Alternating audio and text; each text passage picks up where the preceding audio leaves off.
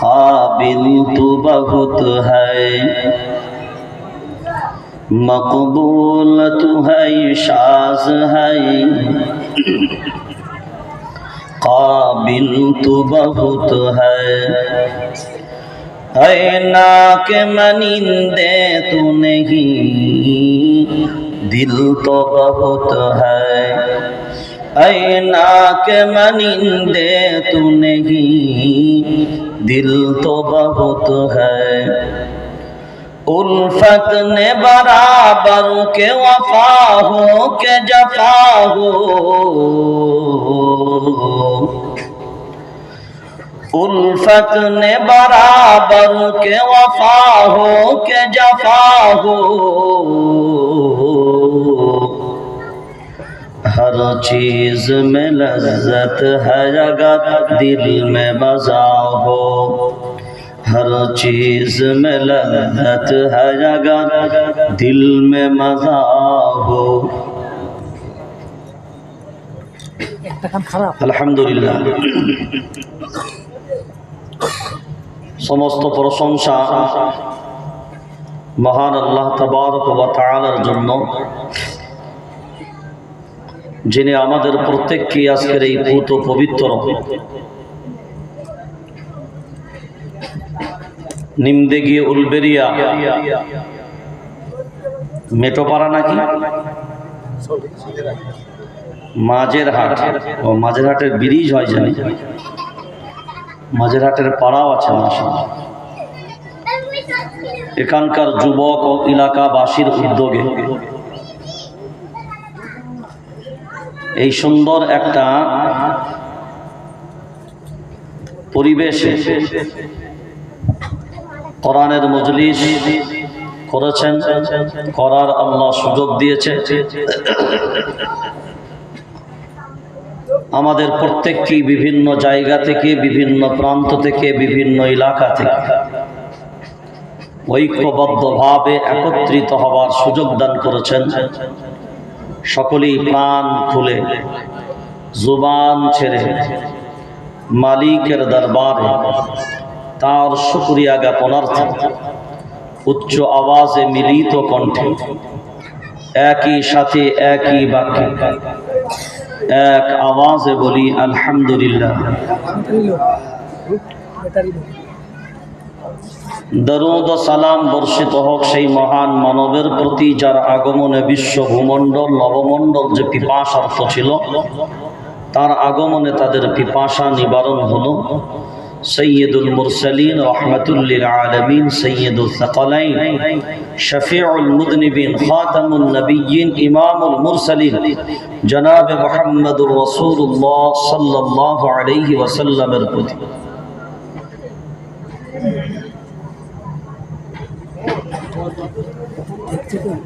আজ বর্তমান যা সময় আর পরিস্থিতি,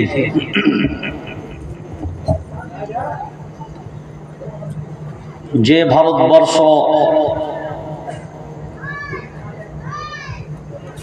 আমরা ইংরেজদের গোলামি থেকে স্বাধীন করেছিলাম,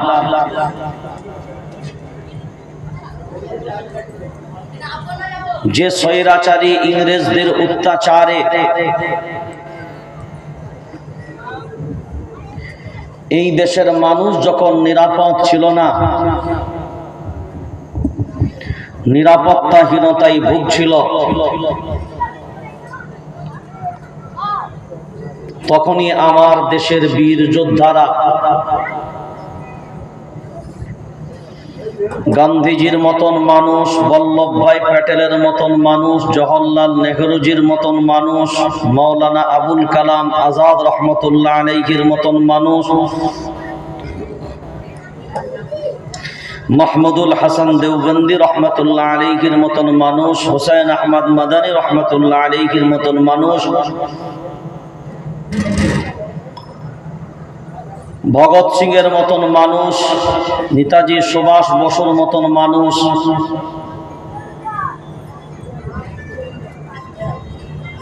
মোহাম্মদ আশফাকুল্লাহর মতন মানুষ,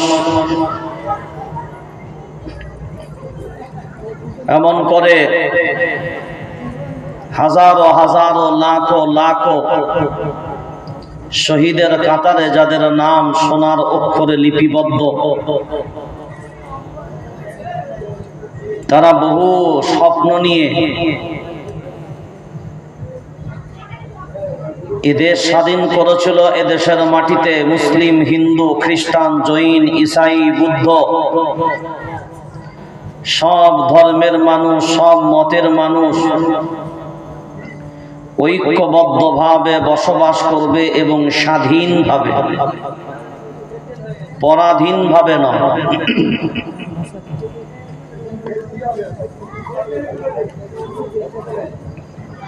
কিন্তু বড় আফসোস, বড় দুঃখ, বড় বেদনা আমাদের মাঝখানে সারা ভারতবর্ষের, মানে সারা দুনিয়ার মাটিতে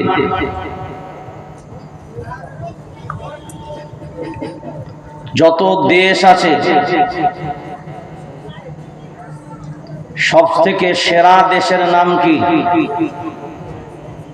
উচ্চ আওয়াজে বলেন, আপনারা বলেন সবাই। এক তো লোক কম আছে, তো আওয়াজটা যেন বেশি হয়। সারা দুনিয়ার সব থেকে সেরা দেশের নাম বলেন। চোখ বন্ধ করে বলবেন ভারতবর্ষ। চোখ বন্ধ করে বলবেন কি? ভারতবর্ষ। হ্যাঁ, আপনার মনে মনে হবে সৌদির নামটা নিলেন না কেন?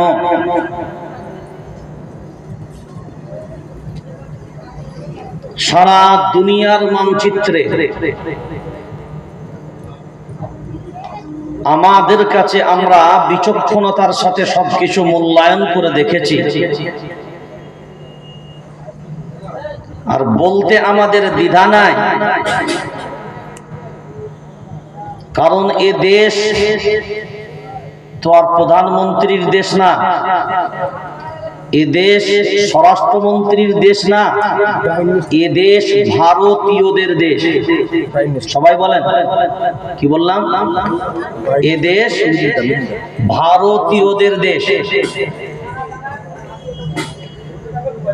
আজকে যিনি প্রধানমন্ত্রী আছে, কালকে তিনি থাকবে না।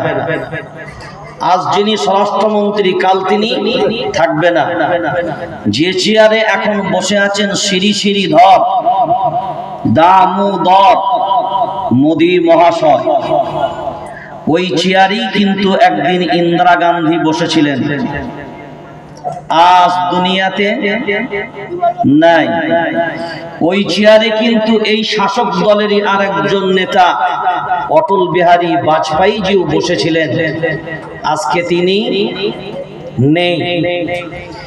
এই চেয়ারে আমরা দেখেছি রাজীব গান্ধীর মতন মানুষ বসেছেন, আজকে তিনি নেই। গুজরালজির মতন মানুষ বসেছে, আজকে তিনি নেই। মনমোহন সিং এর মতন মানুষ বসেছে, আজকে দুনিয়াতে আছে কিন্তু ক্ষমতায় নেই। তাহলে চেয়ারটা আছে, ব্যক্তিগুলো নেই। দেশের পার্লামেন্ট দেশের প্রধানমন্ত্রীর নয়, দেশের পার্লামেন্ট দেশের শাসক দলের নয়, রাজ্যের রাইটাস নবান্ন শাসক দলের না। আজ যারা ক্ষমতায় আছে পরিচালনা তারা করবে, কাল যারা ক্ষমতায় আসবে পরিচালনা তারা করবে। যেমন আল্লাহর ঘর মসজিদ, আজকে মসজিদ কমিটি যারা আছে তাদের তত্ত্বাবধানে মসজিদ চলে। কালকে যদি মসজিদ কমিটি চেঞ্জ হয়ে যায়, নতুন কমিটি আসবে, তার তত্ত্বাবধানে মসজিদ চলবে। এটাই দুনিয়ার দস্তুর এবং এটাই হলো সিস্টেম। কিন্তু বর্তমানে ভারতবর্ষের মাটিতে এক শ্রেণীর মানুষ ভেবে নিয়েছে, বা আমাদের ভিতরে এক শ্রেণীর মানুষের ধারণা হয়ে গেছে, এই দেশটা বুঝি বর্তমান দেশের যিনি প্রধানমন্ত্রী আছেন, শাসক দল, এই দেশের মালিক বুঝি তারা। মালিক হিসাবে যদি বিচার করা হয়, তবে দ্ব্যর্থহীন কণ্ঠে বলতে পারি, এই দেশের প্রকৃত মালিক যদি বিশ্লেষণ বিবেচনা করা হয়, তারপরে যদি ফাইসাল্লা এবং নির্ণয় করা যায়, তাহলে এ দেশ হলো আমার বাপের দেশ। বলেন সবাই, এই দেশ হলো কার বাপের দেশ? জোরে বলেন, আমার বাপের দেশ। এই জন্যই বললাম এই দেশ আমার বাপের দেশ হবে, অন্যের বাপের হবে না। وَلَقَدْ عَلِمْتُمُ الَّذِينَ اعْتَدَوْا مِنكُمْ فِي السَّبْتِ فَقُلْنَا لَهُمْ كُونُوا قِرَدَةً خَاسِئِينَ। আল্লাহু আকবার বলেন, জোরে বলেন।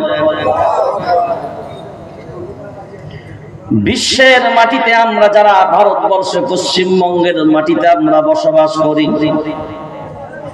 সবাই আমরা কম বেশি জানি বাংলায় যখন স্কুলে লেখাপড়া করেছিলাম, এখনো লেখাপড়া চলে। মিস্টার ডারউইন সাহেব তিনি বিবৃতি বক্তব্য দিলেন, মানুষ তৈরি বাঁদর থেকে। মিস্টার ডারউইন সাহেবের বিবৃতি হলো মানুষ তৈরি, জোরে বলেন, বাঁদর থেকে। অথচ আল্লাহর কোরআন, সূরার নাম সূরা নিসা, ৪র্থ নম্বর পারা, সাফা নাম্বার ১৬, যখন ইচ্ছা হলো, ইয়া আইয়ুহান নাসু তাকু রাব্বাকুমুল্লাযী খালাকাকুম মিন নাফসিন ওয়াহিদা ওয়া খালাকা মিনহা যাওজাহা ওয়া বাসসা মিনহুমা রিজালান কাসীরান ونساء واتقوا الله الذي تساءلون به والأرحام। الله أكبر বলেন। কেউ যদি বলে এই কথা,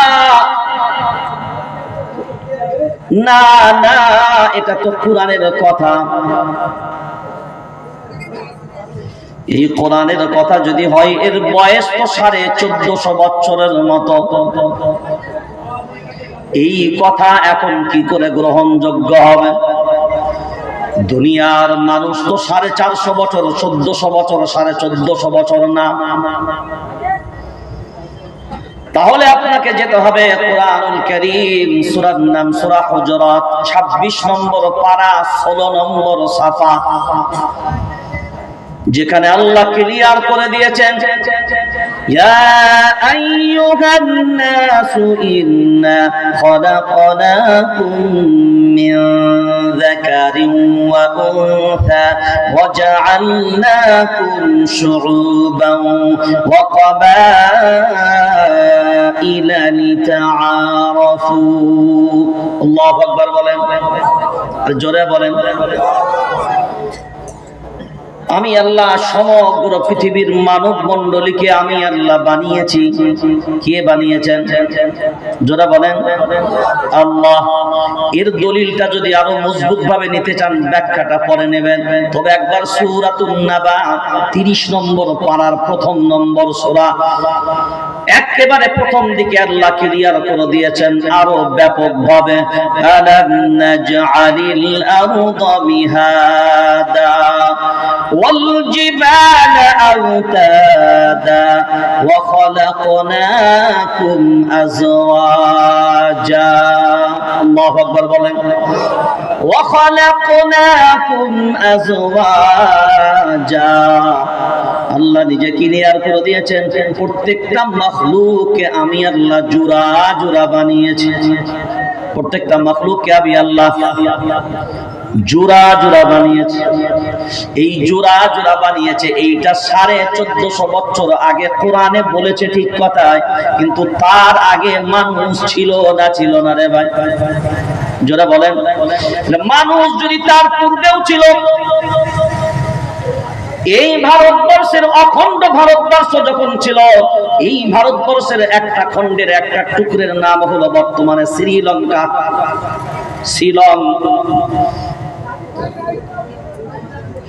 শ্রীলঙ্কার মাটিতে একটা পাহাড় আছে, যে পাহাড়ের নাম হলো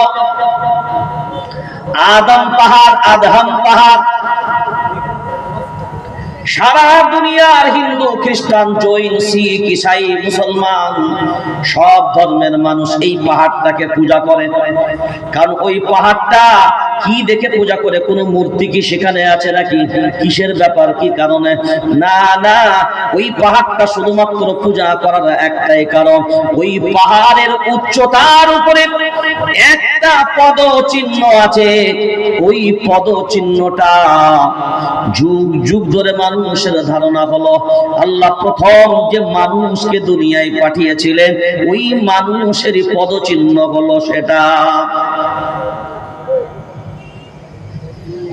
এবার আমরা জানি বর্তমান সময়ে আমাদের হিন্দু ভাই হবে, হয়তো খ্রিস্টান হবে, জৈন হবে, বুদ্ধ হবে, বলে তোমাদের কোরআনের কথা। হিন্দু ধর্মের ভিতরে 4টা ধর্মগ্রন্থ পাওয়া যায়, 4টা বেদ পাওয়া যায়, 4 প্রকার বেদ। 4টা বেদের ভিতরে একটা বেদের নাম হলো ঋগ্বেদ। ঋগ্বেদ, ঋগ্বেদ। ঋগ্বেদের যিনি ঋষি, তিনি ঋগ্বেদের ভিতরে তিনি একটা শ্লোক নিয়ে এসেছেন, মাদ্রিনাগাই মাদ্রিনাগাই মাদ্রিনাগাই। ঋগ্বেদের ঋষি তিনি নিজে বর্ণনা করে বলেছেন, দুনিয়ার জমিনে যদি এমন কোনদিন হয় যে ধর্মগ্রন্থের ভিতরে এইরকম কোন বাক্য, কোন আয়াত, কোন শ্লোক যদি তোমরা 31 বার কোন শব্দ, কোন বাক্য, কোন আয়াত তোমরা যদি 31 বার পেয়ে যাও, তবে তোমরা জেনে নেবে তোমাদের জন্য তৎকালীন সময়ে সেইটাই তোমাদের জন্য ধর্মগ্রন্থ হবে। দুনিয়ার জমিনে যত ধর্মগ্রন্থ আছে, বাইবেল তালাশ করে দেখেন, বাইবেলের ভিতরে পাওয়া যাবে না। কারণ বাইবেল ইঞ্জিলকে টুকরো টুকরো করে ভেজাল যুক্ত করে বাইবেল আবিষ্কার করেছে। তাওরাত, জবুর সব বর্তমান সময়ে ভেজাল ঢুকিয়ে দিয়েছে। গীতা, জীবন বিস্তার, রামায়ণ, মহাভারত যত পুস্তিকাগুলো আছে সব তালাশ করে যান। তালাশ করে করে যখন পবিত্র কোরআনুল কারীমের দিকে আমরা গিয়ে একবার উঁকি মারলাম, চলো দুনিয়ার সব ধর্মগ্রন্থগুলো দেখে নিলাম, এরপর কোরআনুল কারীমের দিকে গিয়ে একবার ফিরে গিয়ে দেখি কোরআনুল কারীমে পাওয়া যায় কিনা। কোরআনুল কারীমের ভিতরে আমরা গেলাম, 1-2 করে গুনতে গুনতে 27 নম্বর পারায় চলে গেলাম। আল্লাহ একটা সূরা নাজিল করেছেন, ওই সূরাটার নাম হলো আল্লাহ নিজের নামে নাজিল করেছেন। কার নামে? যারা বলেন নিজের নাম দিয়ে নাজিল করেছেন। ওই সূরাটার প্রথম শব্দটা নিজের নাম দ্বারা শুরু করেছেন। আর ওই সূরাটা যাটা সূরা নয়, কিয়ামতের ময়দানে জান্নাতীরা যখন বুঝবে আল্লাহর গোলাম, তখন জান্নাতীদের মাঝখানে আমার রব স্বয়ং নিজে এই সূরাটা তেলাওয়াত করবেন। আনার রহমান আল্লামাল কুরআন খালাকাল ইনসান আল্লামাহুল বায়ান। এই সূরার ভিতরে তালাশ করতে গেলাম, একবার নয়, 2 বার নয়, একটা আয়াত আল্লাহ দিয়েছেন এই সূরার ভিতরে। ওই আয়াতটার নাম হলো ফাবিআইয়ি আলাই রাব্বিকুমা তুকাযযিবান। একবার নয়, 10 বার নয়, 20 বার নয়, 30 বার নয়, এই আয়াতটা সূরা রহমানের ভিতরে আল্লাহ দিয়েছেন 31 বার। তাহলে ঋগ্বেদের ঋষির কথা অনুযায়ী যদি আমল করতে যায়, তাহলে ঋগ্বেদ মানবে যারা, ওই ঋগ্বেদের ঋষির কথা অনুযায়ী সূরা রহমানে 31 বার যদি পাওয়া যায় এই সব আয়াতটা, তাহলে তৎকালীন সময়ে তোমাদের জন্য ধর্মগ্রন্থ হবে সেটা।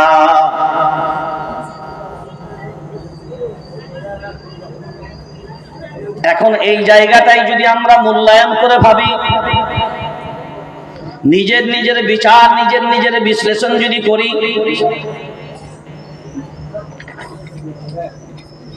পৃথিবীর জমিনে যে মানুষটাকে আল্লাহ পাঠালেন ওই মানুষটার নাম ছিল আদম। আর আমরা কোরআনুল কারীমে বিভিন্ন জায়গায় পাই ইয়া বানি আদম, ইয়া বানি আদম, ইয়া বানি আদম, হে আদমের সন্তানেরা, হে আদমের, যারা বলেন সন্তানেরা। সূরার নাম সূরা বনী ইসরাঈল, 15 নম্বর পারা 8 নম্বর সাফার প্রথমেই আল্লাহ ক্লিয়ার করেছেন বিষয়টা। ওয়ালাকাদ কাররামনা বনী আদম। এই যে শেষ নবীর উম্মত যারা, তারা কারা? সবই হলো আদমের সন্তান। কার সন্তান? যারা বলেন আদম আলাইহিস সালামের সন্তান। তাহলে আমরা যদি আদম আলাইহিস সালামের সন্তান হয়, এখন দুনিয়ার জমিনে প্রথম আল্লাহ কাকে পাঠিয়েছিলেন? যারা বলেন। এবার আপনি বলবেন আল্লাহ পাঠিয়েছে, আল্লাহ তো আমাদের নয়। তা চলুন আল্লাহ আপনাদের কিনা সেটা প্রথমে একবার দেখে নিই। দুনিয়াতে দেখবেন হিন্দু মায়েরা, হিন্দু বোনেরা, হিন্দু ভাবিরা, হিন্দু মায়েরা, চাচিরা বিভিন্ন দুনিয়ার জমিনে নিচেই দেব দেবীকে পূজা করে, বিভিন্ন উৎসবে পূজা পাঠ করে। পূজা করার পরেও কিন্তু দেখবে তারা এ কথা কিন্তু কেউই ভুলে না, উপরওয়ালা বলে একজন আছে। সুবহানাল্লাহ বলবেন না? এখন আমি আপনাদের যদি জিজ্ঞাসা করি উপরওয়ালা তাহলে কে? যারা বলেন উপরে কি দেশের প্রধানমন্ত্রী বসা, মুখ্যমন্ত্রী বসা, সুপ্রিম কোর্টের প্রধান জজ বসা? উপরে কে? উপরওয়ালা বলতে কে? হিন্দু ভাই যদি, হিন্দু ডক্টর যদি হয়, অপারেশন থিয়েটার উটিতে যখন রোগীকে ঢুকায়, তিনি হিন্দু হওয়ার পরেও কিন্তু কর্তৃপক্ষের কাছে বলে উপরওয়ালাকে ডাকো। কাকে ডাকো? যারা বলেন উপরওয়ালাকে ডাকো। কেন বলে? কারণ তিনি ধর্মের দিক দিয়েও হিন্দু ধর্ম হলেন, উপরওয়ালাকে অবিশ্বাসের কোনো জায়গা নাই। এই জন্যই অবিশ্বাসের জায়গা নাই। নাস্তিক যদি না হয়, সূর্য ওঠে, সূর্য ডোবে, চন্দ্র উদিত হয়, চন্দ্র আবার অস্ত চলে যায়। এই দুনিয়ার লীলা খেলা। আবার কখনো বৃষ্টি হয়, কখনো অনাবৃষ্টি, কখনো রৌদ্রের গরম, কখনো সূর্য গ্রহণ, কখনো নক্ষত্র, কখনো তারকা, সবকিছু আমাদের চোখের সামনে আমরা দেখি। এইগুলোকে টোটাল পরিচালনা করার জন্য নিশ্চয়ই কোনো মালিক দরকার হবে, কোনো একজন ব্যক্তির দরকার হবে। দুনিয়ার জমিনে এমন কোনো বিষয় নাই, এমন কোনো বস্তু নাই যেটা ব্যক্তি ছাড়া কোনোদিন পরিচালনা হতে পারে। কম্পিউটার সবকিছু করে ঠিক কথায়, কিন্তু তাকে কন্ট্রোল করার জন্য একজন ব্যক্তির দরকার হবে।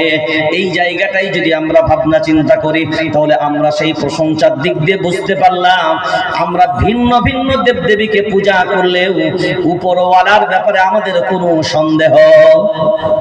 কেউ বলে আল্লাহ, কেউ বলে গড, কিন্তু যে বলে গড তার উদ্দেশ্য কিন্তু উপরওয়ালা কি বলে অন্য কাউকে বলতে না। যে বলে ভগবান তার উদ্দেশ্য শাব্দিকভাবে ভুল ব্যাখ্যা, সঠিক ব্যাখ্যা এদিকে নয়। উদ্দেশ্য যেটা, সেটাকে এখন আমরা যদি নিই, তাহলে আমরা বলি আল্লাহ, কেউ বলে ভগবান, কেউ বলে গড, কেউ বলে উপরওয়ালা, যে যার মতো করে ডাকে। আমরা একটা পানি ব্যবহার করি, কেউ বলে পানি, কেউ বলে ওয়াটার, বলে না? বলে না? কেউ বলে জল, কেউ বলে জল, কেউ বলে মাউন, কেউ বলে আব। এখন বলেন সব ভাষাতেই একটাই জায়গায় দাঁড়ানো, সবার অর্থ হলো এই একটাই, সেটা হলো পানি। তাহলে ওয়াটার দিয়ে যদি পানি বোঝায়, জল দিয়েও যদি পানি বোঝায়, আপ দিয়েও যদি পানি বোঝায়, মাউন দিয়েও যদি পানি বোঝায়, ভিন্ন ভিন্ন শব্দ দিয়ে যদি পানি একটাই বোঝায়, তাহলে ভগবান, উপরওয়ালা, গড যাই বলেন না কেন, ভিন্ন ভিন্ন শব্দ দিয়ে আল্লাহকে কেন বুঝাবে না রে বা? এবার তাহলে বিশ্বাসের সেই জায়গাটা সবাই কিন্তু ওই জায়গায় একমত। ওই জন্য এখনো পর্যন্ত দেখবেন বহু হিন্দু মায়েদেরকে আমরা দেখেছি মসজিদের পাশ দিয়ে যদি পেরিয়ে যায় এখনো পর্যন্ত দেখবেন এইরকম করে প্রণাম চুমু খেতে খেতে যায়, কারণ তাদের বিশ্বাস হলো এটা ভগবানের ঘর। আমরা বলি কার ঘর? আল্লাহর ঘর। তারা বলেন, যারা বলেন ভগবানের ঘর। তাহলে আল্লাহর ঘর আর ভগবানের ঘর পার্থক্য তার নাই, কারণ তারাই আল্লাহকে ভগবান বলে। তাহলে দেখা গেল বিশ্বাসের দিক দিয়েও যদি আমরা যাই, ওই জন্য আল্লাহ কখনো দ্বিচারিতা করেননি, আল্লাহ সকলের জন্যই সমান বলেছেন। ওই জন্য পবিত্র কুরআনুল কারীমের শুরুয়াতেই আল্লাহ ক্লিয়ার করে দিয়েছেন, না না, কুরআনুল কারীম কারোর জন্য আলাদা করে সম্পদ নয়। আলহামদুলিল্লাহি রাব্বিল মুসলিমিন। ঠিক বললাম না ভুল? জোরে বলেন, ঠিক বলেছি না ভুল? সবাই বলেন না ভুল? আলহামদুলিল্লাহ রাব্বিল মুসলিমিন আছে, তাহলে কি আছে? আলহামদুলিল্লাহ রাব্বিল, জোরে বলেন। তাহলে আমি পড়েছি মুসলিমিন, তাহলে আমি যদি মুসলিমিন পড়ি ভুল হবে না? ঠিক, জোরে বলেন ঠিক। আল্লাহ নিজে বলেন আলহামদুলিল্লাহ রাব্বিল আলামিন, সমস্ত প্রশংসা তার যিনি সকলেরই একজনই সৃষ্টিকর্তা। রব বাদ দিয়ে সব কিছু সৃজন করেছেন তিনি, তিনার মধ্যে আর কেউ হতে পারে না। ওই জন্য অনেক মানুষের বর্তমান সময়ে প্রশ্ন, আল্লাহ যদি এক হলো তাহলে একের আগে কি আছে বলো?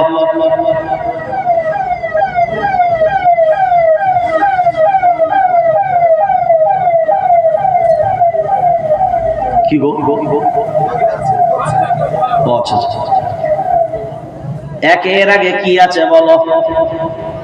হে মুসলমান, ভাবনা চিন্তা করে যদি দেখি, আপনাদের স্কুল কলেজে যে ছেলেটা নাম্বার 1 হবে, এখন বলেন যেটা নাম্বার 1 হবে ওর আগে কি আর কেউ নাম্বার 1 হতে পারে?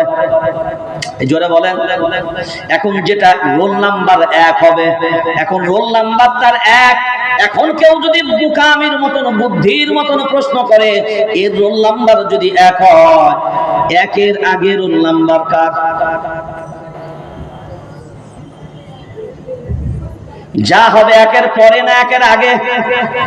জোরে বলেন। একের পরে, একের পরে হবে 2, তারপরে 3, একের আগে একটাই বসবে, ওর নাম জোরে বলেন, জোরে বলেন 0। একের আগে যেটা বসবে 0, তাহলে একের আগে কোনো সংখ্যা হতে পারে না। আমার আল্লাহ যে এক, তার আগে কোনো সংখ্যা বসতে পারে না, যা বসবে সেটা একমাত্র সব। জোরে বলেন 0 আর 0। এখন এই জায়গার জন্যই তো তিনি আল্লাহ, তিনি এক। ওই জন্য আল্লাহ নিজে বলেছেন কুল হুয়াল্লাহু আহাদ। এবার আপনি যদি বলেন না, কোরআন বলেছে তিনি এক, তাহলে এসে আমরা বেদের দিক দিয়ে যদি যাই, সেখান থেকে আমরা পাই একাম বিরহামা, তিনি এক, দ্বিতীয় কেউ। জোরে বলেন না। আমরা ঈমানওয়ালা, যে কালিমার দাবি আমরা করি আল্লাহর গোলাম, কোরআনুল কারীম যেমন ঘোষণা দিয়েছে, আমরা যেমন বলি কালিমা তুমি পড়ে নাও, ঈমান তুমি এনে নাও। কালিমা যদি পড়ে নাও, মুসলমান তুমি হয়ে যাবে আল্লাহর গোলাম। বেদ সেই কথাই বলেছে, লা ইলাহা ইল্লাল্লাহ হারনে পাপন। যে ব্যক্তি জীবনে একবার কালিমা পড়ে নেবে, তার পাপ রাশি মোচন হয়ে যাবে। ওই কথাটাই আল্লাহ কুরআনুল কারীম সূরার নাম সূরা ফুরকান 19 নম্বর পারা 5 নম্বর সাফায় আল্লাহ ক্লিয়ার করে বলে দিয়েছেন, ইল্লা মান তাবা ওয়া আমানা ওয়া আমিলা আমালান সালিহা ফাউলাইকা ইউবাদদিলুল্লাহু সাইয়্যাতিহিম হাসানাত। আল্লাহু আকবার বলেন। আল্লাহ নিজে বলেন, শুনে রেখে দাও, যে ব্যক্তি তওবা করে নিবে, ঈমান এনে ফেলবে, নেক আমল শুরু করে দেবে, আমি আল্লাহ জানিয়ে রাখলাম তার বিগত জীবনের সব গুনাহগুলোকে আমি আল্লাহ নেকি দ্বারা কনভার্ট করে দিই। তাহলে বেদের কথা হলো লা ইলাহা ইল্লাল্লাহ হারনে পাপান, লা ইলাহা ইল্লাল্লাহ পড়ে নাও, জীবনের পাপ রাশি মোচন করে নাও। এই জায়গাতে যদি আমরা এবার মূল্যায়ন করে দেখি, তাহলে বিশ্বাস ধর্মের দিক দিয়ে আমরা ইসলাম ধর্ম পালন করি, ঠিক কথায়। কিন্তু এবার যদি আমার বর্তমান সময় আপনাকে প্রশ্ন করি, এই দুনিয়ার জমিনে প্রথম যে ব্যক্তিকে আল্লাহ পাঠালেন তার নাম, জোরে বলেন, আদম আলাইহিস সালাম। তাহলে আমরা কার সন্তান? জোরে বলেন, তারই সন্তান। এটা আমাদের দৃঢ় বিশ্বাস নয়, একেবারে ফুল এন্ড ফাইনাল, আমরা তারই সন্তান। কিন্তু মিস্টার ডারউইন সাহেবের বক্তব্য হলো মানুষ তৈরি, জোরে বলেন, জোরে বলেন, বাঁদর থেকে। তাহলে তো আমরা নির্দ্বিধায় বলতে পারি, মিস্টার ডারউইন সাহেব, মানুষ যদি তৈরি বাঁদর থেকে হয়, তাহলে মিস্টার ডারউইন সাহেব আপনিও তো একজন বাঁদরের বাচ্চা। বাচ্চা মানে তো সন্তান। এবার যদি আমরা বিশ্বাস করি, শুধু বিশ্বাস নয়, এটা আকীদার দিক দিয়ে, সর্বদিক দিয়ে এটা আমাদের জন্য ফুল এন্ড ফাইনাল।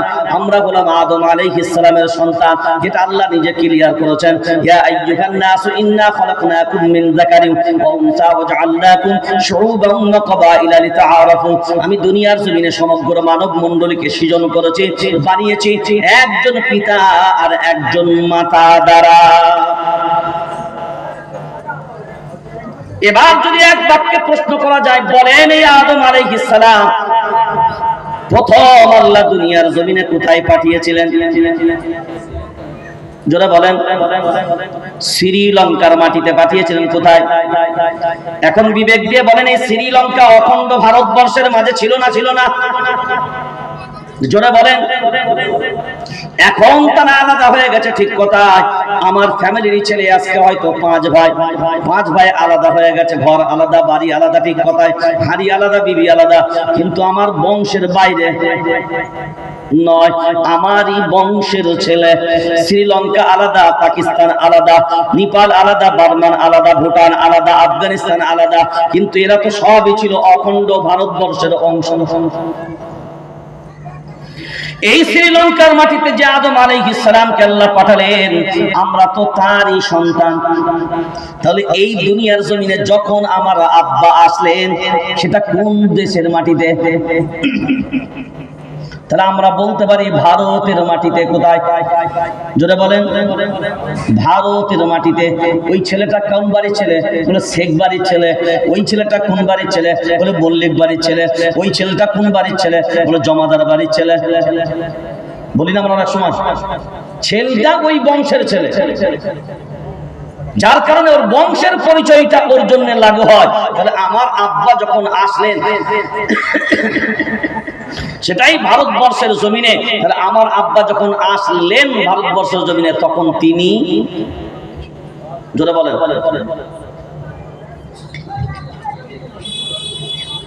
ভারতে আসলেন একা না কেউ ছিল সাথে? জোরে বলেন। তাহলে কার আব্বা ভারতে এসেছিল প্রথম? জোরে বলেন। তাহলে ডারউইন সাহেবের কথার উপরে আমল করে যারা,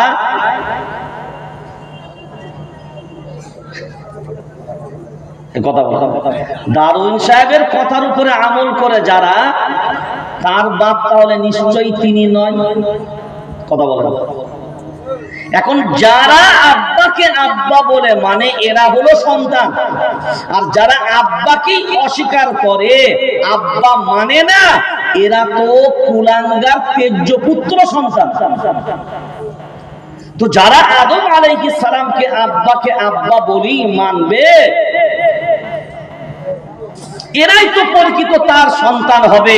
কারণ এই ভারতবর্ষের জমিন আল্লাহ বলেন আলাম নাজআলিল আরদা মিহাদা, এরপরে যদি পৃথিবীর কেউ বলে না এটা আমার রব তৈরি করেনি, তাহলে আমি বলছি বলো পৃথিবীর জমিনে তোমরা সব বিজ্ঞানের নাম প্রকাশ করেছো, এই আবিষ্কার করেছে এই, এর আবিষ্কারক এই, এর আবিষ্কারক এই, বলো দুনিয়ার জমিনে হাদা খালকুল্লাহ ফাআরুনি মাদা খালাকাল্লাযীনা মিন দুনি ওয়ালি যালিমুনা ফি আযাবিল মুকিম।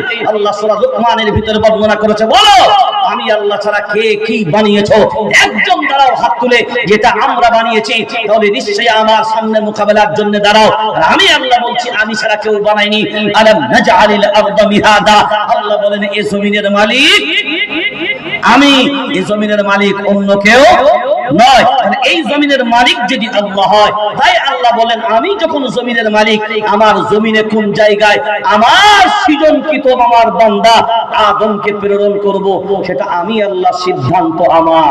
তুই এনআরসি কর আর সিএএ এক লাগু কর।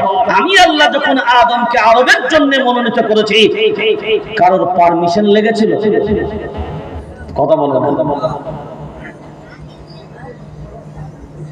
তাহলে এই দুনিয়ার ভারতবর্ষের জমির যদি প্রকৃত দলিল কারোর নামে হয়, সেই দলিলটা কার নামে হবে ভাই? আমার বাপের নামে হবে। কথা বলেন, কার নামে হবে? জোরে বলেন, আমার বাপের নামে। তাহলে আমরা তো সবাই সন্তান, আমরা সবাই সন্তান। তো আমরা যদি সন্তান হয় তো বাপের সম্পত্তিতে ভাগ পাবে কারা? জোরে বলেন, ছেলেরা। তো আমরা যদি ছেলে হয় তো আমার বাপ এসেছিল যখন ভারতবর্ষের মাটিতে, ভারতবর্ষ ফাঁকা, আমার আব্বা শুধু একা, এই জমিনের মালিক তখন কে ছিল?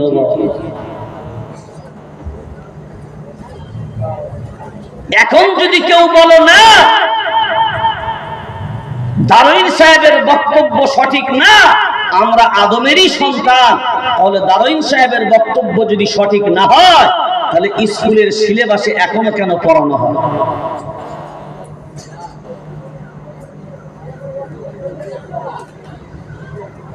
এবার যদি এই জমিনের মালিক আমার আল্লাহ, তাহলে আমার আব্বাকে আল্লাহ পাঠালেন প্রথম এই ভারতবর্ষের জমিনে। এখানে বসে আছেন যারা বিবেক দিয়ে ভাবনা চিন্তা করে, এবার তারা বলেন আদম আলাইহিস সালাম ছিলেন প্রথম নবী, প্রথম নবী। আল্লাহ কুরআনুল কারীম সূরার নাম সূরা আল ইমরান ৩য় নম্বর পারা ১১ নম্বর সাফার ভিতরে আল্লাহ বলেছেন ইন্নাদ-দীনা ইনদাল্লাহিল ইসলাম। আল্লাহ নিজে ক্লিয়ার করে দিয়েছেন আল্লাহর গোলাম, আমি আল্লাহ নিজে ক্লিয়ার করলাম আমার কাছে মনোনীত ধর্মের নাম, জোরে জোরসে বলো, ইসলাম। এইটা যদি আরো গাঢ় ভাবে বুঝে নিতে চান, সূরার নাম সূরা আল ইমরান, ওই সূরার ভিতরে পারা নাম্বার ৩, ওই পারার ভিতরে সাফা নাম্বার ২০। আল্লাহ ওখানে গিয়ে আবার আরো ক্লিয়ার করে দিয়েছেন ওয়া মান ইয়াবতাগি গায়রাল ইসলামি দীনান ফালান ইউকবালা মিন ওয়া হুয়া ফিল আখিরাতি মিনাল খাসিরিন। আগে আল্লাহু আকবার বলেন। আল্লাহ নিজে কুরআনুল কারীমের মাধ্যম দিয়ে ক্লিয়ার করে দিলেন। তবে সমগ্র মানুষকে প্রথম জানা দরকার, আল্লাহ আসমানি কিতাব দিয়েছিলেন ১০৪ খানা। কয়খানা? ১০৪ খানা। এই ১০৪ খানার ভিতরে ১০০ খানা ছোট আর ৪ খানা হলো বড়। কিন্তু কোরআনুল কারীম হলো এমন একটা কিতাব, এই ১০৩ খানা কিতাবের নির্যাস আল্লাহ কোরআনুল কারীমের ভিতরে সব কিছুই ঢুকিয়ে দিয়েছে।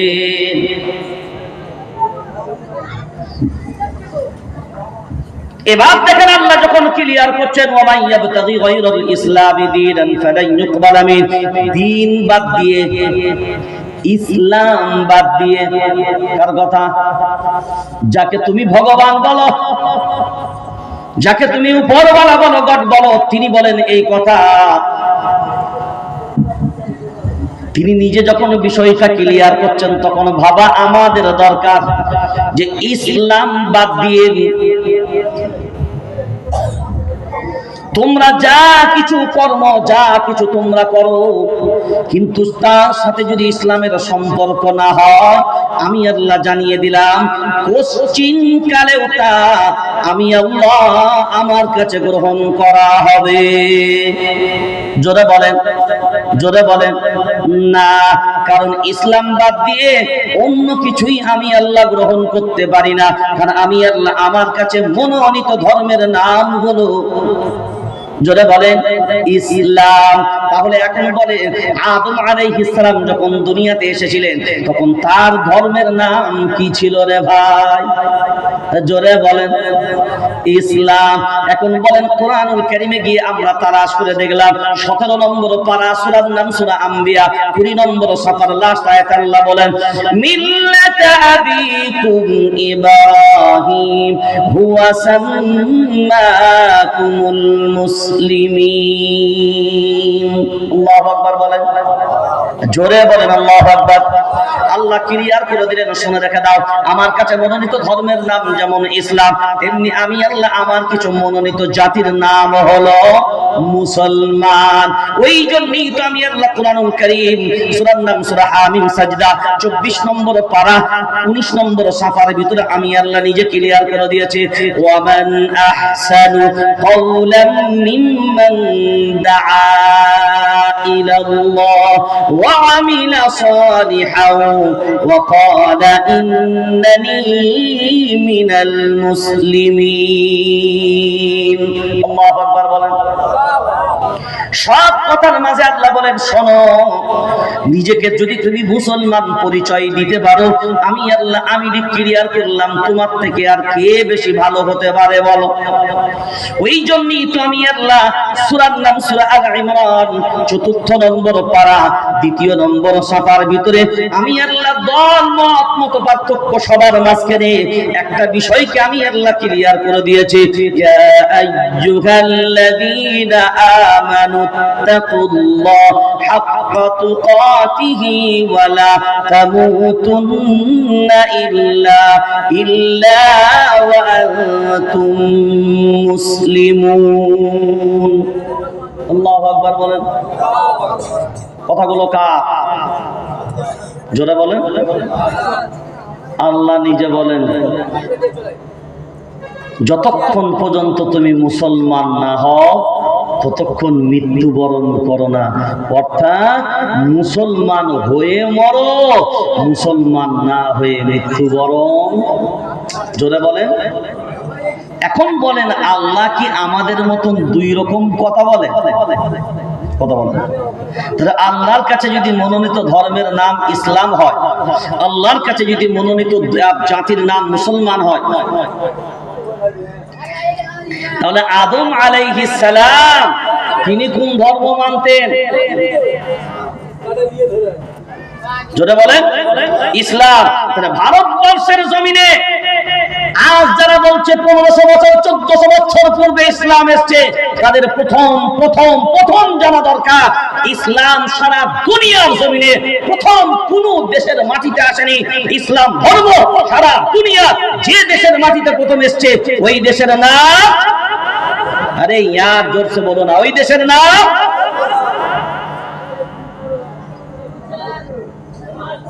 তাহলে এই দেশের মাটিতে ইসলামের জন্মভূমি।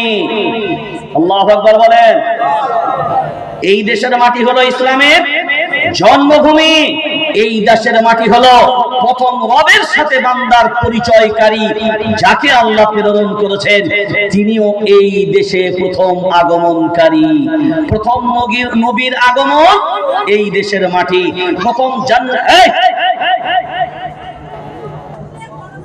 প্রথম জান্নাতি মেহমানের আগমন, যদি বলেন, এই দেশের মাটি। এই দেশের মাটি নরবরে নয়। ওই জন্য চন্দন কোন দেশের মাটিতে পাওয়া যায়? এই কাঠগুলো কোন দেশের মাটিতে? যদি বলেন, এই ভারতবর্ষের মাটিতে। এই বরকতগুলো কোথায়? এই বরকতগুলো কোথায়?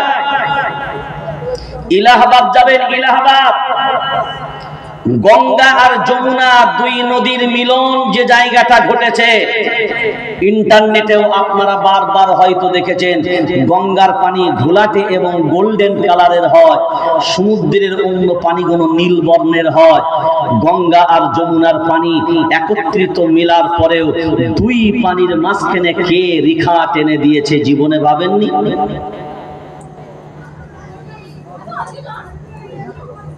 مرج البحرين يلتقيان بينهما برزخ لا يبغيان الله أكبر বলেন يخرج منهما اللؤلؤ والمرجان فبأي آلاء ربكما تكذبان وله الجوار المنشآت في البحر كالأعلام فبأي آلاء ربكما تكذبان একবারের জন্য নয়, হাজারবার ভাবনা চিন্তা করা দরকার।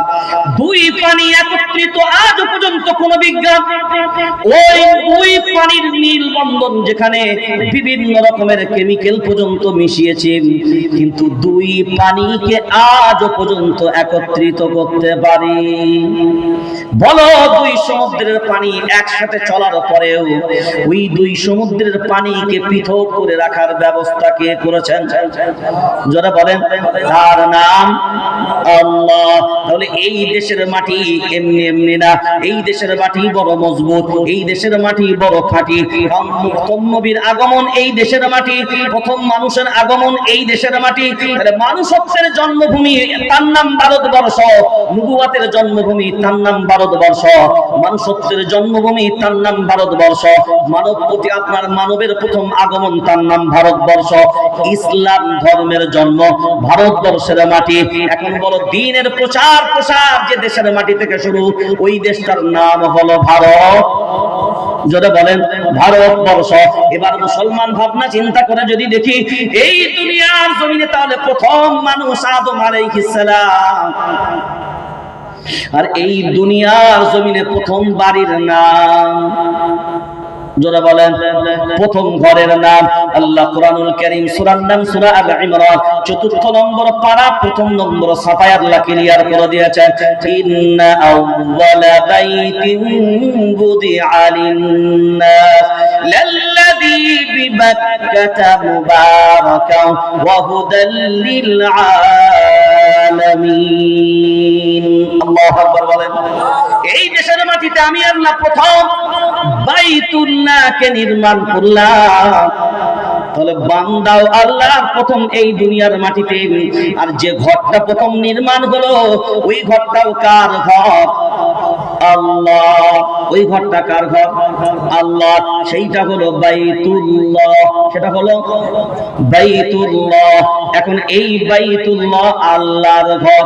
এখন বলেন আল্লাহর ঘর আবাদ করবে কারা? তার প্রকৃত বান্দা হবে যারা। এই প্রকৃত বান্দা কারা? আল্লাহ বলেন আমি যাদের বলে দেব তারা। আল্লাহ বলেন শুনে নাও, কোথায় পাবে?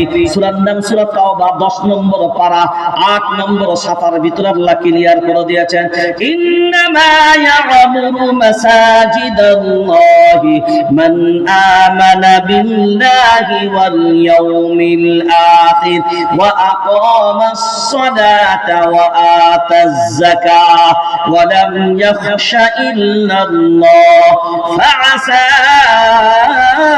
উলাইকা আন ইয়াকুনু মিনাল মুহতাদিন। আল্লাহু আকবার বলেন। ইন্নামা ইয়া'মুরু মাসাজিদাল্লাহ, মসজিদকে আবাদ করবে কারা? এবার ভারতবর্ষের মানুষ শুনে নাও কারা।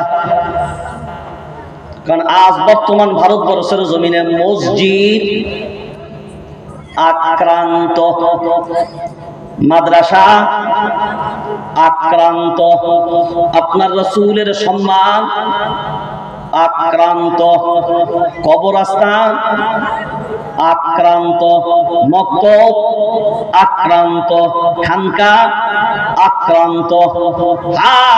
এই জন্যই কথাটা বললাম, আপনারা কম বেশি সবাই তো জানেন বর্তমান কেন্দ্রীয় শাসক সরকার ওয়াকফ অ্যামেন্ডমেন্ট বিল বলে একটা বিল পাস করার চক্রান্ত চালাচ্ছে, জানেন তো না জানেন? জি, খবর রাখেন না রাখেন না? কি অ্যামেন্ডমেন্ট বিল বললাম? যদি বলেন ওয়াকফ অ্যামেন্ডমেন্ট বিল। এই যে কেন্দ্রীয় সরকার এই বিল পাস করার চক্রান্ত চালাচ্ছে, সারা ভারতবর্ষের মুসলমান এর পক্ষে না বিপক্ষে? জোরে বলেন, কেন বিপক্ষে? জোরে বলেন, কেন বিপক্ষে? আজকে আপনারা জানেন উলবেরিয়া যে এলাকায় আপনারা জলসাটা দিচ্ছেন, জ্ঞানী গুণী বুদ্ধিজীবী এলাকায় মানুষ বসবাস করে, অনেক সম্মানীয় ব্যক্তিত্ব এখানে বসবাস করেন, অনেক জ্ঞানী গুণীজীবী বুদ্ধিজীবী মানুষ এখানে বসবাস করেন। সবাই জানেন যে ভারতবর্ষের জমিনে, ভারতবর্ষ এমন একটা দেশ যেটা ধর্ম নিরপেক্ষ গণতান্ত্রিক রাষ্ট্র। আপনারা জানেন ভারতবর্ষের যে জাতীয় পতাকা হয়, দুটো কালার তো আছে, আর একটা দিয়ে দিলেই জাতীয় পতাকার কালার হয়ে যাবে। কয়টা কালার? তিনটে কালার। এই তিন কালারের মাঝখানে দেখবেন একটা চৌকি আছে, চাকতি আছে না? চাকতিতে এরকম টানা টানা টানা টানা টানা টানা দাগ টানা আছে। কটা দাগ? জোরে বলে।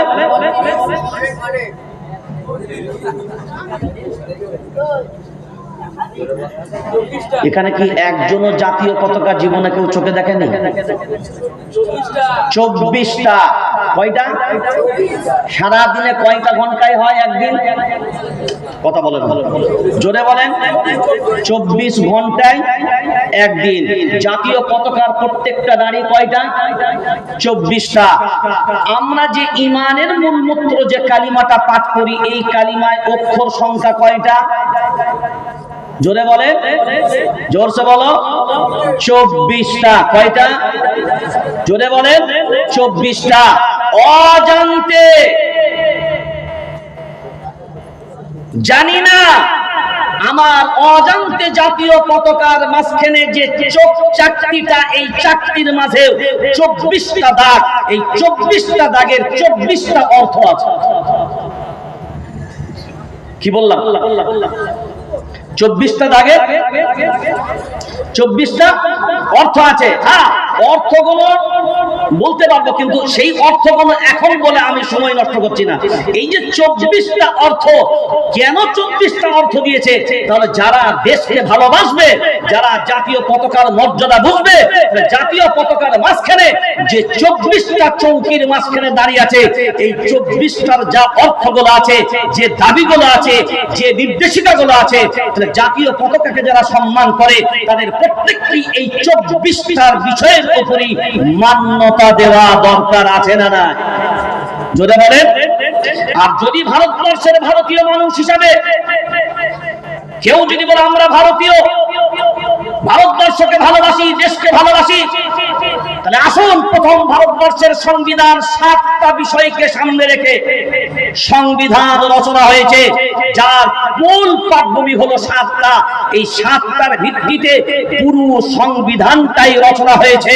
প্রত্যেকটা আইন এই 7টার ভিতরে একটা বিষয় যদি কেউ দেখিয়ে দেয়, বৈষম্যমূলক আচরণ করা সাংবিধানিক অধিকার, অন্য জাতির ধর্মস্থান কেড়ে নেওয়া সাংবিধানিক অধিকার, অন্যের প্রতি এক নজর দেখা সাংবিধানিক অধিকার, বরঞ্চ আমরা সংবিধান অনুযায়ী বলতে পারি এইটা হলো ভারতবর্ষের সংবিধান।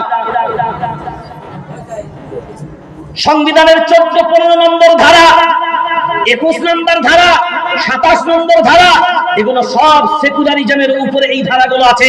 14-15 নম্বর ধারা যদি আমরা ভালো করে বিশ্লেষণ করে দেখি, আমরা পরিষ্কার ভাবে বুঝতে পারবো হিন্দু ভাই তার মন্দির পরিচালনা করবে তাদের ধর্মীয় নিয়ম অনুসারে, তাদের হিন্দু ল অনুযায়ী, খ্রিস্টান তার গির্জা পরিচালনা করবে খ্রিস্টীয় ল অনুযায়ী, আর মুসলমান তার ইসলাম ধর্ম অবলম্বী মানুষ তার ধর্মস্থান পরিচালনা করবে ইসলামিক ল অনুযায়ী। তাহলে এখন যদি এটা সংবিধান অধিকার দিয়ে থাকে, তার ল অনুযায়ী তার ধর্মীয় প্রত্যেকটা প্রতিষ্ঠান তারা সেইভাবে পরিচালনা করবে। আজকে বড় আফসোস নিয়ে বলছি, এই সংবিধান রচনা হলো এই ভারতবর্ষের স্বাধীনতার পরে 1947 সালে নয়, 1949 সালে 26শে জানুয়ারি। এই 26শে জানুয়ারি প্রজাতন্ত্র দিবস আমরা বলি। এই প্রজাতন্ত্র দিবসের আসল অর্থই হলো এই দেশের ভ্যান চালকের যা অধিকার আছে, দেশের প্রধানমন্ত্রীর যা অধিকার, দেশের ভ্যান চালকের সমান অধিকার এ দেশের মাটিতে যদি শ্রী শ্রী ধর দামোদর মোদী মহাশয় তিনার যতটা অধিকার আছে, আমি সিদ্দিকুল্লাহ আমারও ততটা অধিকার আছে, কেওড়া যে হবে তারও ততটা অধিকার, বাকি যে হবে তারও ততটা অধিকার, শিমুল কাজ শিমুল ডাই যাই হবে তারও ততটা অধিকার। যে ব্রাহ্মণ হোক, যে কোনো ধর্মের মানুষ হোক, যে উচ্চ বর্ণ নিম্ন বর্ণের কোনো বিষয় নয়, যদি এ দেশের নাগরিক হয় আপনার যতটা অধিকার তাদেরও ততটা অধিকার আছে। যদি এ অধিকার হয়, আর পার্লামেন্টের মেম্বারদের যদি আমরা সম্মান করি, আপনি একটার পর একটা আইন আনছেন, একটার পর একটা কানুন আপনি লাগু করছেন, এইটাতে যদি আপনি মনে করেন এই বাবা আমার জলসায় গল্প করবেন, এরা কানে হাত দেওয়া জলসা চলে না।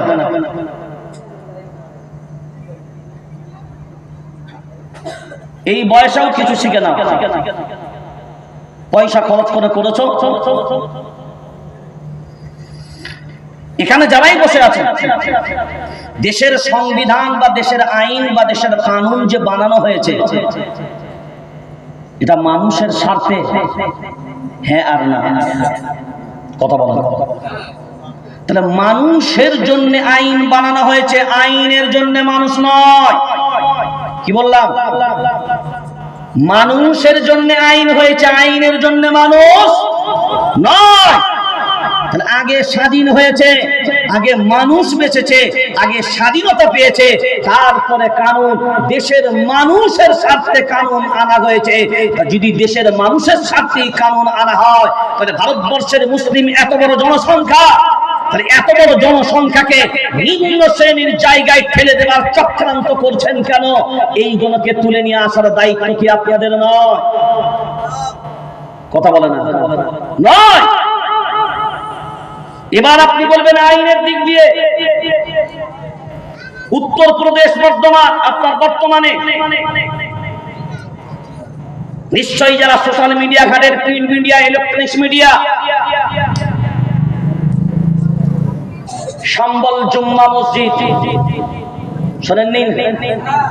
শোনেন নাই? কানে পড়েননি? দেখেননি? কয়জন নিহত? 3 থেকে 4 জন নিহত। 3 থেকে কথা বলেন না, জোরে বলেন। আজ বর্তমানে ইনি বলছেন পুলিশের গুলি নয়, উপর থেকে গুলি চালিয়েছে। আমার প্রশ্ন প্রথম, একজন দেশের নাগরিক হিসাবে যদি পুলিশ গুলি করে থাকে এর চরম বিরোধ করছি আমরা।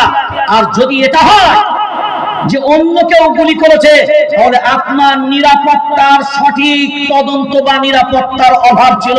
কারণ আপনার নিরাপত্তার বেড়াজালের ভিতরে গুলি কারা চালালো এই দেখার দায়িত্ব কি আপনার ছিল না? কথা বলেন না কেন? জোরে বলেন। তাহলে দুই দিক দিয়ে যদি যান, তাহলে আজকে আপনারা বিভিন্ন ভাবে রাজনীতি করছেন। গুলি ও চালায়নি, অমুক চালিয়েছে। আরে গুলি যে চালায় মায়ের কোল খালি তো আর বাকি নাই। কথা বলেন। মায়ের কোল তো খালি হয়ে গেছে, ও ছেলে আর ফিরে আসবে? ওর জীবন কি ফিরিয়ে দিতে পারবেন? মামলা কে জিতবে কে হারবে পরের প্রশ্ন, কিন্তু ওই ছেলেদের জীবন ফিরিয়ে দেবে কে? তাহলে আজ যদি বলেন না সার্ভে করার অর্ডার কোর্ট দিয়েছে, তাহলে আসুন 1991 সাল নরসিংহ রাও তখন প্রধানমন্ত্রী, দেশে পার্লামেন্টে একটা আইন পাস করা হয়েছিল। এখনো পর্যন্ত সে আইন রদ করা হয়নি, বর্তমানে সে আইন বলবৎ আছে। আমি আজকে জিজ্ঞাসা করি ওই আইনে ছিল কি? ওই আইনটাই আনা হয় বাবরি মসজিদ ছাড়া আর দেশের কোন ধর্মীয় স্থান আইনের আওতায় আসবে না। যেগুলো স্বাধীনতার পূর্বে যে যেমন অবস্থায় ছিল, যে যে জায়গায় ছিল, যেটা গির্জা ছিল 47-এর পূর্বে, 15ই আগস্টের পূর্বে ও গির্জাই থাকবে। যেটা মসজিদ ছিল ওটা মসজিদই থাকবে, যেটা মন্দির ছিল ওটা মন্দিরই থাকবে। 1991 সালে নরসিংহারামের আমলে পার্লামেন্টে এই বিল পাস হওয়ার পরেও আজ যদি প্রশ্ন করি বাবরি মসজিদ ছাড়া অন্য কোন মসজিদ, অন্য কোন মন্দির, অন্য কোন গির্জা, কোন ধর্মস্থানের ব্যাপারে কোন আইন আসবে না, তাহলে আজকে যদি বলি সম্বল জুম্মা মসজিদের ব্যাপারে কোর্ট থেকে ইনকোয়ারির অর্ডার যাবে কেন?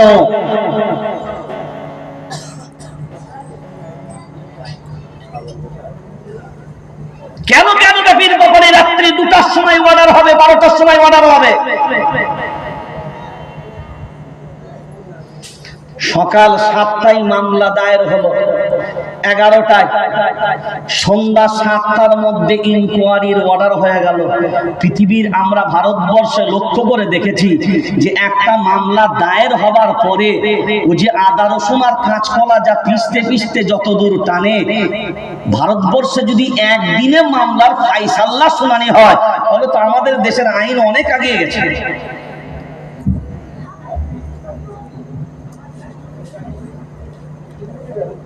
তাহলে আজকে এদেশের মানুষ প্রশ্ন করতে পারে না 1991 সালের আইন কোথায় চাপা পড়ে গেছে? কথা বলেন না কেন?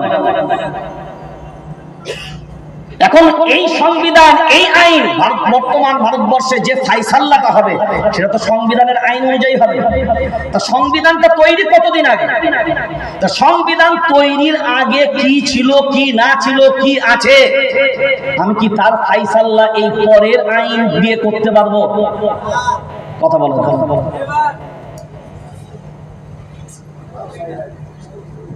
আজকে বর্তমান সময়ে এই মসজিদ মাদ্রাসার উপরে যে সমস্ত চক্রান্ত গুলো চালাচ্ছে, এই ওয়াকফ অ্যামেন্ডমেন্ট বিল তার একটা বড় চক্রান্ত, খুব সুকৌশলে এই চক্রান্তটা পাস করতে যাচ্ছে। বড় আফসোস নিয়ে বলছি। আচ্ছা বলেন তো বিবেক দিয়ে, আমি দান করব আল্লাহর জন্য, আমাকে ডিএম সাহেবের কাছে পারমিশন নিতে হবে? হ্যাঁ, আমি একটা জমি আল্লাহর ঘরে দেব, তা তুমি একটু অনুমতি দিলে তারপরে। কথা বলেন। এই ওয়াকফ অ্যামেন্ডমেন্ট বিল পাস হলে ডিএম পারমিশন দিলে তবে আপনি দান করতে পারবেন। তারপরে কি কেউ যদি ইসলাম কবুল করে, কাঁচা ইসলাম যে কবুল করেছে তার দান গ্রহণ করা হবে না, তাকে 5 বছর ধরে পাকতে হবে। এখন যদি সে 5 বছর না পাকে, তোকে কার বাইর দিয়ে পাকাবো? এখন বলেন ও 5 বছর লাস্টিং করবে, গ্যারান্টি?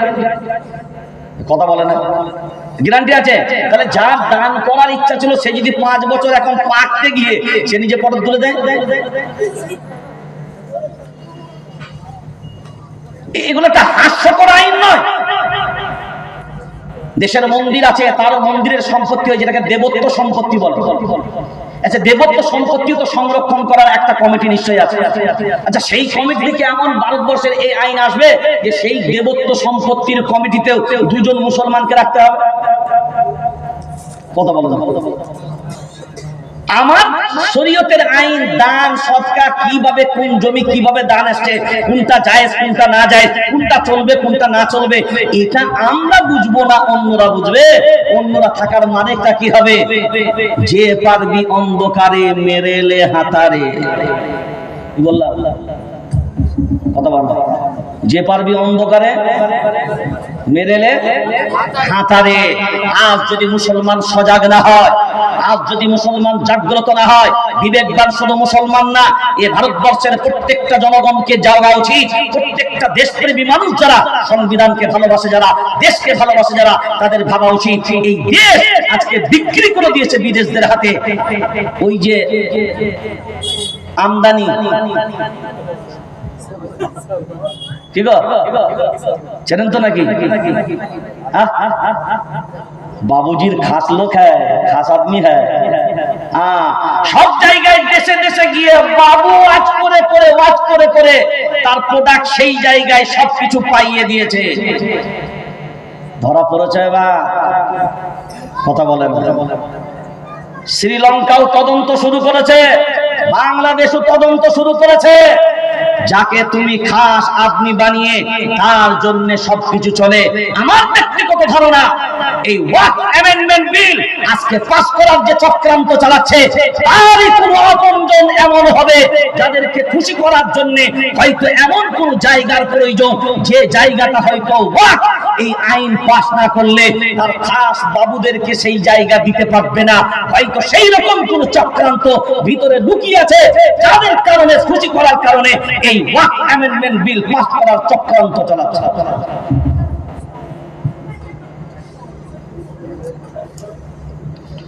তবে ভারতবর্ষের মানুষদেরকে বলবো,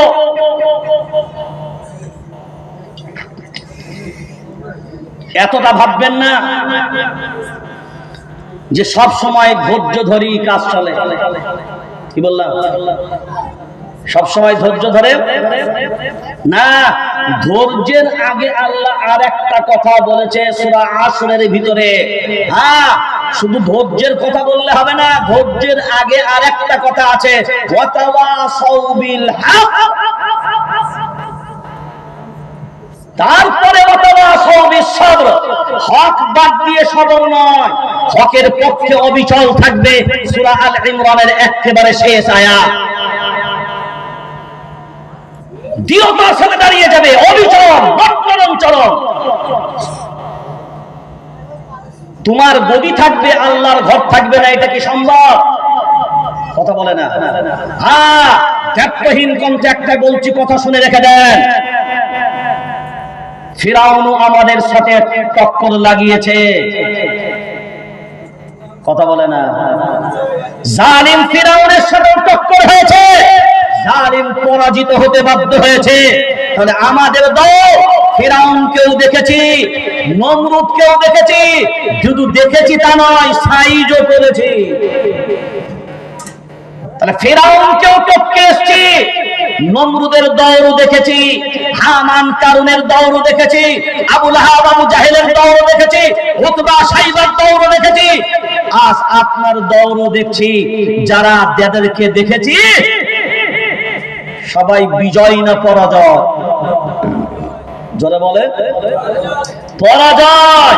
আপনি ভাববেন না ক্ষমতা আছে, ক্ষমতার কোনদিন অহংকার করবেন না, কারণ ক্ষমতা এইরকম ক্ষমতা পাওয়ারফুল কতজন ক্ষমতায় ছিল, আপনার থেকে বেশি তো ইন্দিরা গান্ধী ছিল। আর কেউ যদি বলে টেনশন নেই, আমার গাড়ি 11 কোটি টাকা দাম, নিরাপত্তার বেষ্টনীর ভিতরে থাকার পরে আমরা নিরাপদ, নিরাপত্তার মালিকের নাম তো আল্লাহ। নিরাপত্তা মালিকের নাম কি? জোরে বলেন। বুলেট প্রুফ গাড়িও যদি হয়, মালিকাল মউতকে ঠেকাতে পারবে? এখন বলেন, জেট কাটা গাড়ির নিরাপত্তা রক্ষী চারিদিকে ঘিরে রেখেছে, সিআরপিএফ জওয়ান, মিলিটারি জওয়ান সবাই ঘিরে রেখেছে, একদম কাঁচ মোড়া, সিল করা সবকিছু। বড় হুজুরের ভিতরে বসে আছে। এখন আল্লাহ যদি মনে করে কুল্লু নাফসিন যায়কাতুল মাউত, এখন বলেন ওই সিসার ভিতরে বেহুলা লকিন্দরের মতন ঢুকতে পারবে? মা মনসা মনে নাই? বেহুলা লকিন্দরের গল্প আমরা শুনে আসি ছোট্টবেলা থেকে। ঘর নির্মাণ করে দিল কিসের? সাপের ভয়। তো বলে, যা আগে ফুটো করে আয়, আমার ঢোকার ফুটোটা করে আয়। তো আমাদের পরিষ্কার পরিচ্ছন্ন ভাষায় বলছে, আমরা এই মুহূর্তে একজোট হয়ে ভারতীয় হিসাবে আমরা দাবি করব, প্রথম 1991 সালে পার্লামেন্টে যে নরসিংহ রাওয়ের আমলে যে আইন লাগু করা হয়েছিল, যে 1947-এর স্বাধীনতার পূর্বে প্রত্যেকটা ধর্ম স্থান যার যেমন অবস্থায় ছিল তেমন অবস্থায় থাকবে, তার উপরে আইনি কোনো কার্যকলাপ চলবে না। যদি সেই আইনটা পার্লামেন্টেই লাগু করা হয়, তাহলে আজকে বর্তমানে যদি মসজিদগুলোর নামে ইনকোয়ারির অর্ডার হয় আর হয়, তাহলে বুঝে নিতে হবে সেই আইন লঙ্ঘন করা হচ্ছে, সেই আইনের বিরুদ্ধে। ওই জন্য আমরা সোচ্চার হওয়া আমাদের দরকার, এবং ওয়াকফ অ্যামেন্ডমেন্ট বিলের বিপরে আরো সতর্ক হওয়া দরকার আমার জাতিকে। কারণ দোষ কাকে দেব? উপর দিকে থুতু ফেললে নিজের ঘাড়েই পড়বে। পশ্চিমবঙ্গে 1,43,000 প্রায় 400-র মতন ওয়াকফ প্রপার্টি আছে, যেটা এখনো পর্যন্ত ওয়াকফ বোর্ডের আন্ডারে নথিভুক্ত হয়েছে। যেগুলো এখনো পর্যন্ত কাগজ পায়নি তার হদিস নয়। এখন বিবেক দিয়ে বলেন, এই এত বৃহৎ সম্পদ এগুলো ভোগ করছে প্রায় আমাদের ভিতরে 70% আমারই জায়গায়। কারা মেরে খাচ্ছে? কারা? অধিকাংশ জায়গায় যাবেন মসজিদের সম্পত্তি মেরে খাচ্ছে মসজিদের মাতোয়াল্লি। কথা বলেন না কেন? মসজিদে মাতোয়াল্লি যারাই রক্ষক তারাই ভক্ষক। আমার জাতির কাছে যদি আল্লাহর ঘরের সম্পদ নিরাপদ না হয় তাহলে অন্যরতা ছবল মারবি।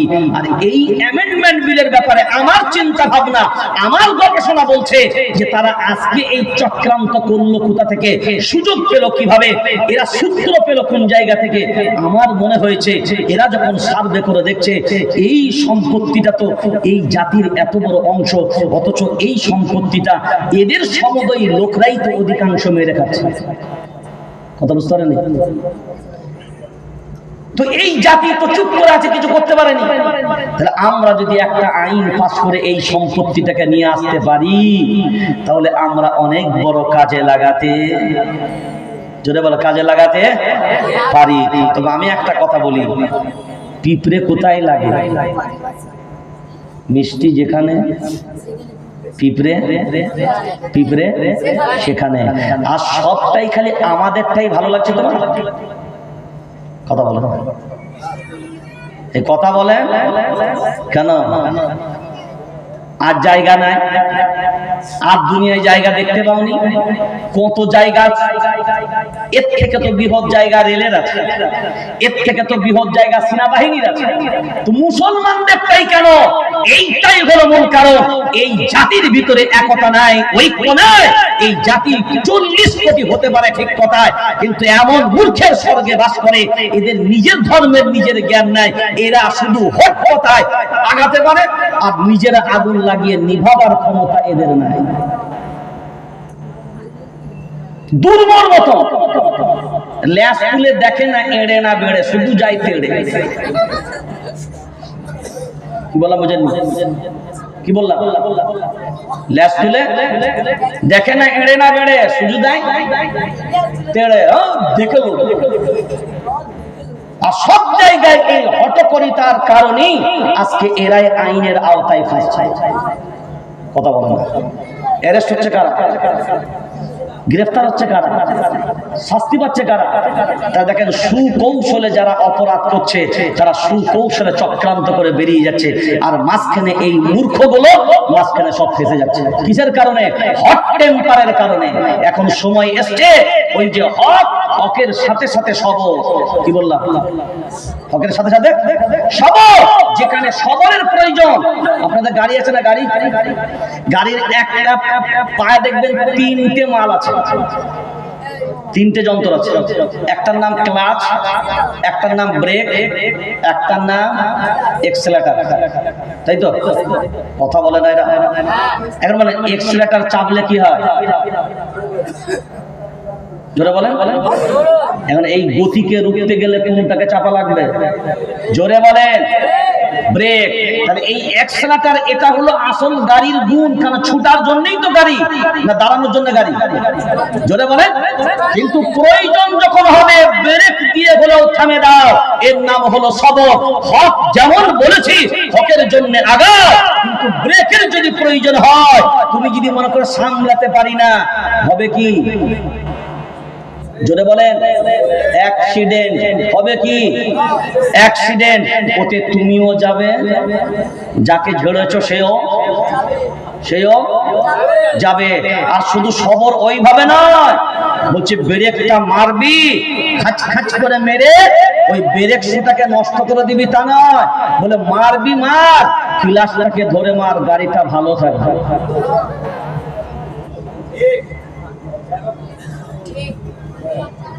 হট কথাতেই প্রত্যেকটা ব্যাপারে এই জাতি সব জায়গায় ফাঁসে একটাই কারণে, হট টেম্পারের কারণে, হটকরিতার কারণে, বুঝেও না, কিচ্ছু না। আর আমাদের ভিতরে এক শ্রেণীর নেতৃত্ব আছে যারা নেতৃত্ব দেবার যোগ্যতা নাই, শুধু চেয়ারের লড়াই, শুধু ব্যক্তির লড়াই, শুধু বড়ত্বের লড়াই, আমি বড়, হাম কিসি সে কম নাকি, এই করে করে খন্ড করে করে আজ বর্তমান ভারতবর্ষের জমিনে লক্ষ্য করে দেখেন 40 কোটি জনসংখ্যা মুসলমান, তারপরে জীবনে কোনদিন দেখেছেন এই 40 কোটি মুসলমান একবারের জন্য, 1 মিনিটের জন্য এক প্ল্যাটফর্মে দাঁড়িয়েছে? কথা বলে জোরে বলে। পাশে যান এগরা, এগরা চেনেন তো? পূর্ব মেদিনীপুর, গ্রামের নামটা বললাম না, এগরা থানার অন্তর্ভুক্ত। একটা মসজিদ কলকাতা হাইকোর্ট অর্ডার দিয়েছে মসজিদ পুরো সিল করে দিয়েছে। কিসের কারণে? কিসের কারণে? 3 দলে লড়াই, এ বলে তবলি, এ বলে দেওবন্দি, এ বলে ফুরফুরা, এ বলে বেরেলি। লড়াইটা কিসের? ও বলে মসজিদ আমার দখলে থাকবে, বলে মসজিদ আমার দখলে থাকবে। হাই আল্লাহ, মসজিদ তোর ঘর না তোর বাপের ঘর না আল্লাহর ঘর? এই কথা বলেন না কেন? কার ঘর? এ জাতি আল্লাহর ঘর দখল করার চক্রান্ত যদি তোমরা নিজেদের ভিতরে করো, শাসক সরকার এ তো করার দাবি করতেই পারে, এটা তো এর জন্য মামুলি ব্যাপার। তোমার কাছ থেকে এই শিক্ষাগুলো এরা পাচ্ছে। কথা বলেন না কেন? মসজিদের ভিতরে দলাদলি, নামাজের ভিতরে দলাদলি, স্টেজের ভিতরে দলাদলি। জলসার স্টেজে বললে এ বক্তা যদি একবার বসে, আমি কোন দলের দেখে নিল, লোকগুলো শ্রোতাগুলো দেখে নিল, আর বুঝলো আমারই দলের লোক আছে, গুছিয়ে অন্য দলের বাঁশ দিয়ে চলে গেল। আর শ্রোতাও মাঝখান থেকে হিসে উল্টে তালি মেরে, আজকে যা দেছে না বেটা সাইজ করে দেছে। আজকে তুমি যখন ওখানে দেছ, তোমারও পাল্টা জলসা যখন হবে, সেও তোমার ঝুড়া দিবে। এটা তো ঝুড়া দিয়েছে।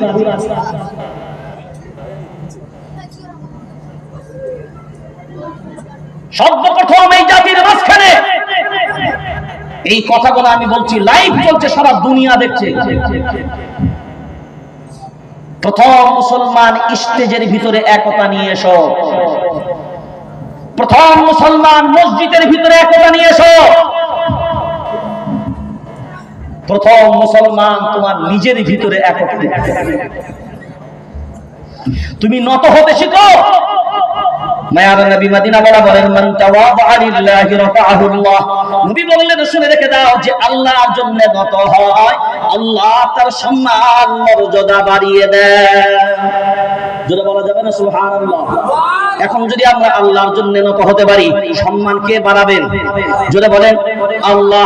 আজ বর্তমান সময়ে বর্তমান দেশের ওর নামটা কি? হ্যাঁ, স্বরাষ্ট্রমন্ত্রী। কি মন্ত্রী? হ্যাঁ, ওর নামটা নিয়েও লাভ নাই, কারণ একটা নেকি পাওয়া যাবে না। পাওয়া যাবে? উনি বিবৃতি দিয়েছেন কয়েকদিন আগে, মানে ক্ষমতা হলে মানুষ কিনা বকে। তিনি বলছেন, হার হালতে এই ওয়াকফ অ্যামেন্ডমেন্ট বিল আমরা পাস করবই। তাহলে ভারতবর্ষের 40 কোটি জনসংখ্যা মুসলমান এবং দেশপ্রেমী, সংবিধান প্রেমী, সংহতি সম্প্রীতি প্রেমী, এই দেশকে যারা ভালোবাসেন, সংবিধানকে যারা ভালোবাসেন, তাদের কেউ তাহলে এক হয়ে এ দাবি আজকে প্রকাশ করা লাগবে। অমিত শাহ বাবু, আপনি যদি বলতে পারেন এ বিল আমি পাস করেই ছাড়বো, আমরাও বলছি, আমরা ঐক্যবদ্ধভাবে বিভাজন ভুলে গিয়ে, দল কারাবন ভুলে গিয়ে ঐক্যবদ্ধভাবে ইনশাআল্লাহ সার্বিক শক্তি দিয়ে হলেও এই বিল যতটা ক্ষমতা আছে ইনশাআল্লাহ প্রতিরোধ করে রুখবো। আরে यार বলো না, পারবো ইনশাআল্লাহ, পারবো ইনশাআল্লাহ। বিভেদ করে না, এক হয়ে। জোরে বলেন, এক হব, হতে পারবো, হতে পারবো।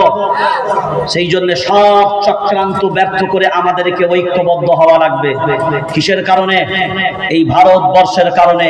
এই দেশ আমাদের কাছে অনেক দামি দেশ। কি বললাম? এই দেশ আমাদের কাছে অনেক দামি দেশ। হ্যাঁ, এই দেশের বিরুদ্ধে গাদ্দারি নয়। এই দেশ সারা দুনিয়ার মানচিত্রে শুনে রেখে দেন, সৌদি থেকে ভালো। মক্কা আর মদিনা শহরটা বাদ দিলে এখন তো বেহায়া এত নিকৃষ্ট হয়েছে কাতার। সৌদির রাজধানী কাতার। ছি ছি ছি ছি ছি, এর থেকে নির্লজ্জপনা আর কি হতে পারে? আহা, আল্লাহ যে বাইতুল্লাহর মর্যাদা সারা দুনিয়ার মাটিতে সবথেকে বেশি সম্মান মর্যাদা যে বাইতুল্লাহ দিয়েছে, আজকে এই বেহায়া, এই নিকৃষ্ট জালিম সরকার, এই নিকৃষ্ট জালিম বাদশা আজকে সেই কাতারের মাঝখানে অর্ধ উলঙ্গ নর্তকী নারীদেরকে দিয়ে বাইতুল্লাহর আদলে স্টেজ বানিয়ে ওই স্টেজেতে উলঙ্গ নারীদেরকে দিয়ে ড্যান্স, নাচ, গান, নৃত্য করায়। আপনি বিবেক দিয়ে বলেন এর থেকে নিকৃষ্ট আর কিছু হতে পারে? কথা বলেন না কেন? আমরা তীব্র ভাষায়, ভারতবর্ষের মুসলমান তীব্র ভাষায় সৌদি সরকার যারা সরকারের চেয়ারে বসে আছেন, সৌদি রাজা বাদশা যারা নিজের আপন জায়গায় ক্ষমতার অহংকারে বসে আছেন, আমরা ভারতীয় মুসলমান ত্যাগহীন কণ্ঠে বলছি এই বিয়াদবির চরম খেসারত তোমাদেরকে দিতে হবে। বাইতুল্লাহ তোমার দেশে আছে ঠিক কথা, কিন্তু তোমার বাপতিকালী সম্পত্তি নয়। এই বাইতুল্লাহর অধিকার সারা দুনিয়ার মুসলমানদের আছে না নাই? জোরে বলেন আছে না নাই? এই বাইতুল্লাহর অসম্মান করবে যারা, আমরা কি ছেড়ে দেব তাদের? ছেড়ে দেব তাদের? রুখে দাঁড়ানোর প্রয়োজন নেই? জোরে বলে প্রয়োজন নেই? তাহলে আমরা বুক ফুলিয়ে বলতে পারি আমাদের কাছে সারে জাহাঁ সে আচ্ছা, জোরসে বলো, হিন্দুস্তান হামারা, সারে জাহাঁ সে আচ্ছা হিন্দুস্তান হামারা। হ্যাঁ, মোরা এক বিনতে দুইটি কুসুম, হিন্দু মুসলমান, মুসলিম তার নয়নমণি। কিন্তু আমি বলছি মোরা এক বিনতে দুইটি কুসুম, হিন্দু মুসলমান। মন্দিরে হবে পূজা পাঠ, তো মসজিদে হবে আযান। আল্লাহু আকবার বলেন। আজকে একবার লাইভটা দেন, 1 মিনিট, 1 মিনিট ক্যামেরা ধরেন।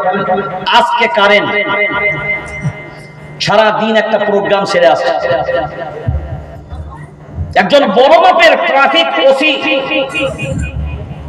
নামটা ঠিক আমি এই মুহূর্তে মনে পড়লো না, দ্রুত